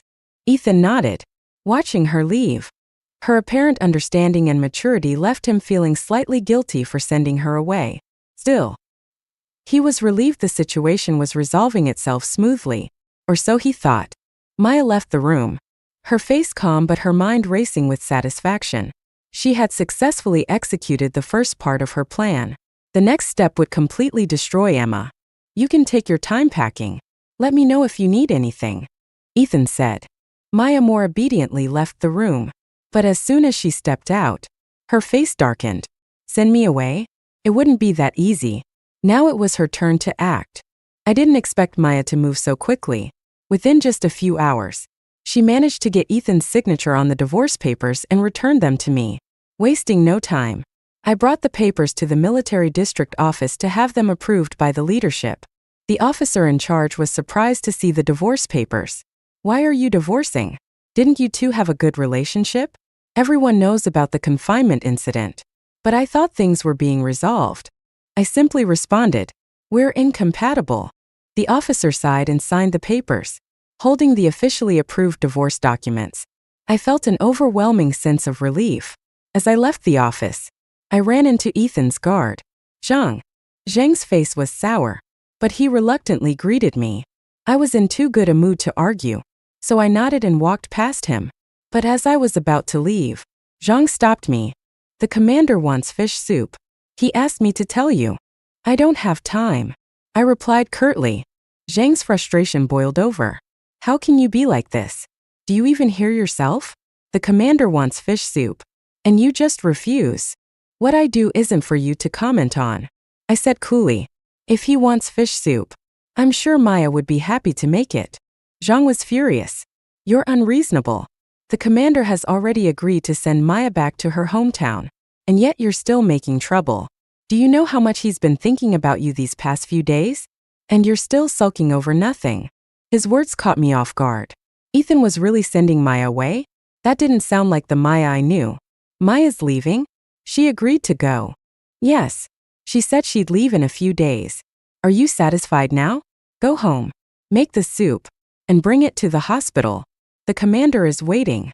I didn't believe it.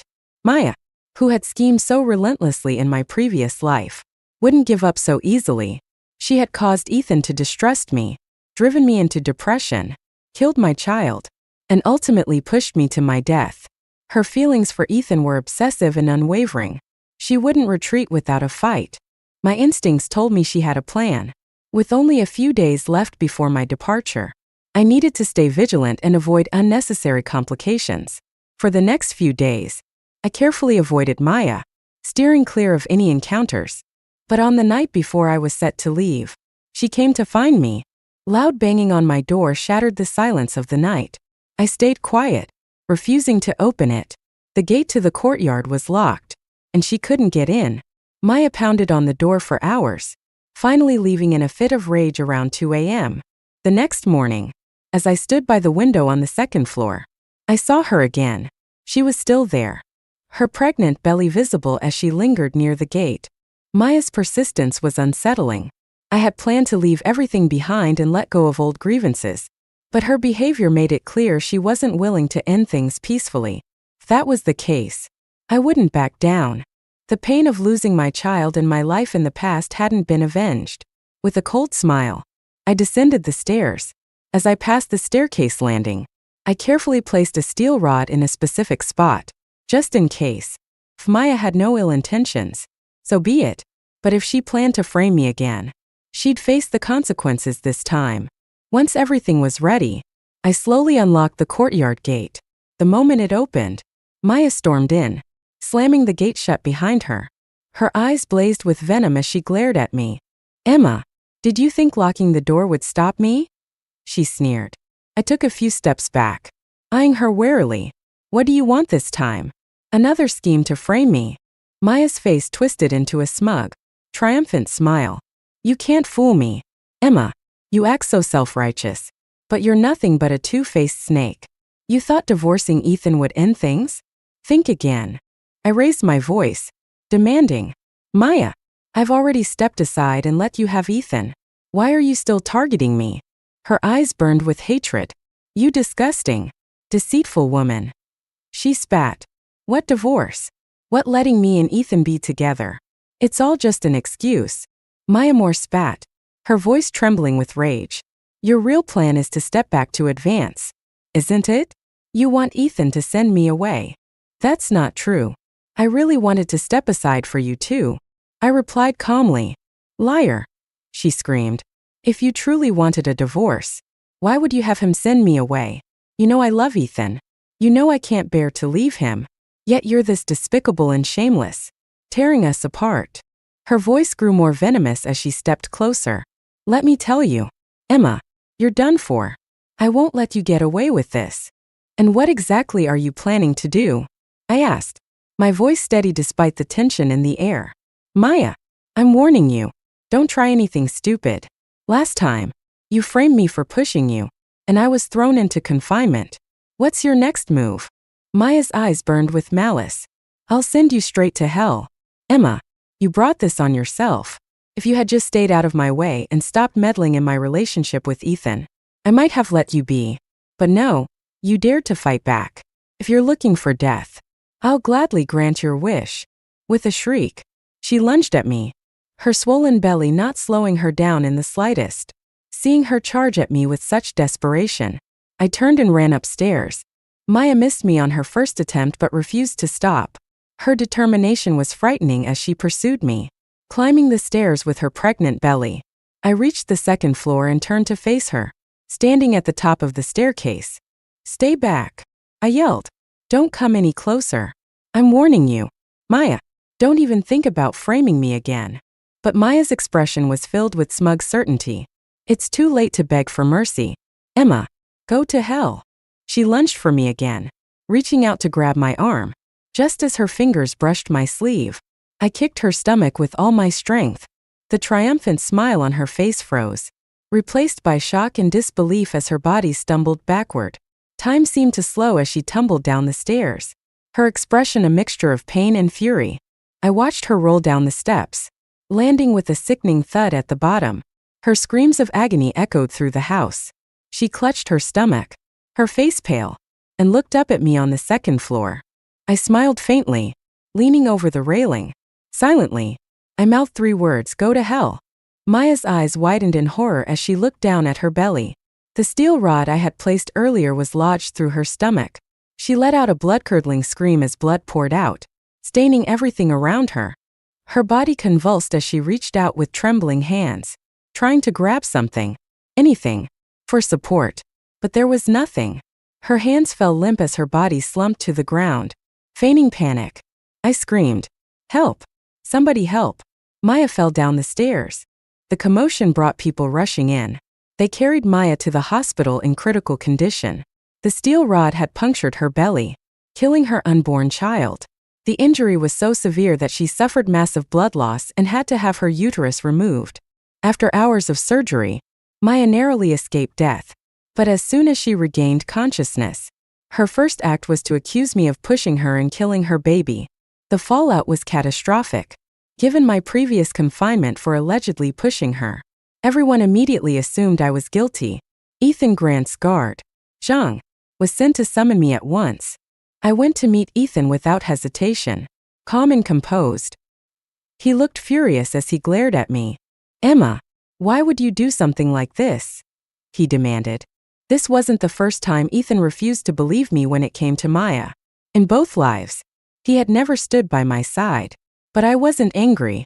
Instead, I looked at him coldly and asked, "So, you've already judged me guilty? What's next?"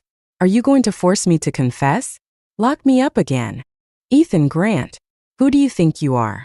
Do you think the law is your personal playground? My response only made Ethan Grant angrier. What kind of attitude is that? He demanded. I'm asking you directly. Did you push her? Of course not. I replied coldly. You have no right to accuse me. You don't know, he continued, his voice rising, that I was already planning to send Maya away? She even agreed to leave. And now you've ruined everything with this. I can't believe you. Ethan truly believed I had pushed Maya more. And he was now trying to manipulate a confession out of me. Maya's situation isn't a minor issue, he pressed. This is a matter of life and death. This qualifies as intentional harm. And it won't be solved by simply putting you in confinement this time. You'd better tell me the truth so we can deal with this. I let out a cold laugh. She fell down the stairs on her own. It has nothing to do with me. Ethan, I don't need your help with anything. I know what you're really trying to do. Protect Maya. Her unborn child is gone. And now she'll never have children again. You're desperate to vent her anger. So you're looking for someone to blame. I'm the scapegoat. Right. Ethan's face darkened further at my mocking tone. But instead of exploding, he clenched his fists. Suppressing his fury, he spoke more calmly this time. It's not what you think. Just tell me the truth. Emma, did you push Maya? I gave him a sly smile. What do you think? I need to hear it from you, he said firmly. Did you do it or not? Sure. I replied lightly. Let's say I did. Ethan's expression shifted to disbelief. You really pushed her? Emma, why? Why? I repeated with a shrug. That's a great question. Ethan, I've been wondering the same thing. Why would I, of all people, go out of my way to harm Maya?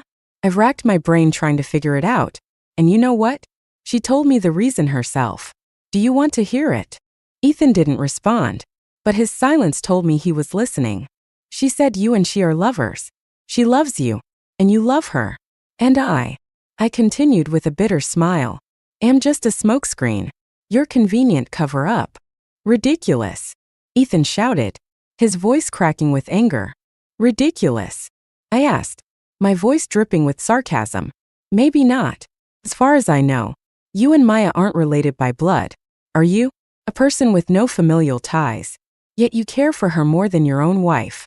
Don't you think that's strange? Ethan's expression twisted, but he couldn't refute me. Ignoring his discomfort, pressed on. You trust everything Maya says, no matter how much I try to explain. You refuse to believe me. Have you ever considered that maybe, deep down, you feel guilty? You know your relationship with her is inappropriate, and you're afraid I'll expose it. So, you decided to silence me before I could make a fuss. Ethan's forehead creased, but he stammered. I haven't. Don't bother denying it. I interrupted. It's already gone this far. I know you want to avenge Maya. You want to punish me, don't you? Go ahead. I'm waiting for your move. I stepped closer, lowering my voice so only he could hear. Yes, Ethan. I pushed Maya. I'm the reason she lost her baby. The reason she'll never have children again. So go ahead. Arrest me if you can. Ethan's breathing grew heavier. His face contorted with rage. I could see the pain in his eyes. His overwhelming concern for Maya. But who cared for me? Who mourned my child? Who cared for the innocent woman who suffered and died in my last life? I watched his face twist between fury and helplessness. When he reached out to grab me, I quickly stepped back, putting distance between us. If you have what it takes, I said with a smirk, I'll be waiting for you to arrest me. With that, I turned on my heel and strode out of the room. Behind me, I heard a loud crash as something shattered. Ethan must have thrown something in a fit of rage. It didn't matter to me anymore. As I left Ethan Grant's hospital room, I passed by Maya Moore's room and saw her sitting upright in bed, her emotions running wild. She was flailing her arms as several police officers stood nearby, one of them jotting notes in a notepad.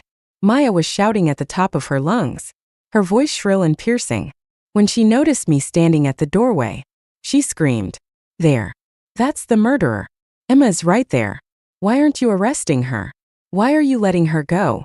She pushed me. There's solid evidence. Arrest her now." Don't let her get away. The officers turned to look at me. I met their gaze with a calm smile and then, under their watchful eyes, walked into the room.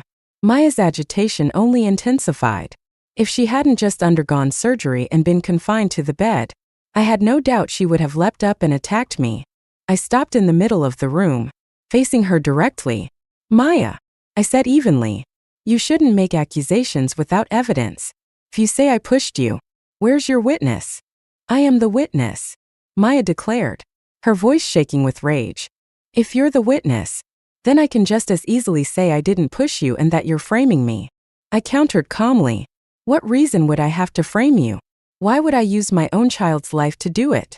Maya snapped back, her voice trembling. That, I said coldly, is something only you know. You falsely accused me more than once. After all, but to go so far as to sacrifice your own child and even your own body. Maya, do you even realize what you've done? Maya's face froze in confusion. What? What are you talking about? I looked at her with feigned sympathy, my words as sharp as knives. I'm saying that you've brought this upon yourself. Not only did you lose your child, but you've also lost something far more important. You're no longer a complete woman. No. That's impossible. That can't be true. She stammered, her voice rising in panic. You're lying to me. You're trying to confuse me. Arrest her. She screamed at the officers. Arrest Emma. She pushed me, killed my baby. She's a murderer. She belongs in prison. The police didn't respond immediately, their faces grim. I sighed and said, Maya, haven't you realized by now? Your accusations are baseless. You claim I pushed you, but I have witnesses who can prove otherwise. You, on the other hand, have no evidence. Maya's eyes widened in shock. What do you mean? Witnesses? I don't live alone. I explained casually. That night, I had 2 co-workers staying with me. They heard everything you said when you barged into my house, including your plan to frame me. So, Maya, your little performance is exposed. The color drained from Maya's face. The police sighed heavily. So this was a false accusation. You do realize that filing a false report is a crime, right? No. That's not true. It's not true. Maya stammered, shaking her head in disbelief. This can't be happening. This isn't real. I smirked and added, hoist with your own petard. Maya, you reap what you sow. Her eyes rolled back, and she fainted on the spot. I didn't spare her another glance. With the witnesses clearing my name and proving Maya's setup, I had nothing to worry about. Besides, I had no motive to harm her. I'd already filed for my transfer to the Northwest, finalized my divorce, and let everything go. The next day, I boarded the train heading to the Northwest. As the car pulled out of the station, I gazed out the window at the moving scenery and the warm sunlight. A genuine smile spread across my face, one born of freedom and relief. Ethan found out about my departure 2 days later. He rushed to my workplace, only for my supervisor to inform him that I'd already submitted my application for the Northwest transfer long ago. To me, Ethan was nothing more than a figure from the past, a former husband who no longer mattered. What right did Ethan Grant have to inquire about my affairs? He had no idea about the divorce, but he still questioned my supervisor. When my supervisor showed him the signed application, Ethan was stunned. Seeing his own signature on the divorce papers left him dumbfounded. He was certain he hadn't signed them. Then it hit him. The documents he had signed in the hospital when Maya Moore asked him to be her guarantor. Could that have been it? Fury and disbelief surged through him as he stormed to the hospital to confront Maya. Maya didn't deny it. It was Emma's decision, she explained nonchalantly. I just went along with it.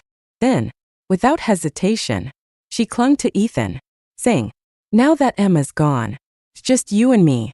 Let's be together properly. Ethan pushed her away with a disgusted expression. Are you insane? Yes, I am. Maya screamed. I've become like this because of you. Ethan, you have to take responsibility for me. At last, Maya revealed her true colors.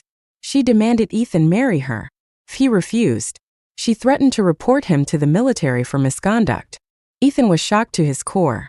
He finally saw Maya's true nature, finally understood how she had deceived him, and, most importantly, He realized how wrong he had been about me. But by then, Ethan was trapped. On one side was his promising career, and on the other was Maya, a woman he now despised to his very core. Under Maya's relentless blackmail, Ethan eventually confessed everything to his superiors. The leadership valued Ethan's abilities and wanted to protect him, so they planned to cover up the scandal. But Maya refused to let it go. She was unhinged, spreading rumors and creating chaos wherever she went. She aired every dirty detail about Ethan, tarnishing his reputation. Eventually, Ethan was discharged from the military and sent back to his hometown. I didn't hear about Ethan and Maya again until 3 years after I'd settled in the Northwest. Someone familiar with both of us had also been assigned to the Northwest and mentioned their fate in passing. "They're both dead," the person said. I froze. What? How? The story was grim. After Ethan was sent back to his hometown, Maya followed him and caused constant trouble at his family home. Ethan, unable to bear her harassment any longer, strangled her to death. Then, consumed by despair, he took his own life. I hadn't expected such an ending, but strangely, I didn't feel sadness or satisfaction. I had already let go of that part of my life. There was no reason to waste even a sliver of thought on it anymore.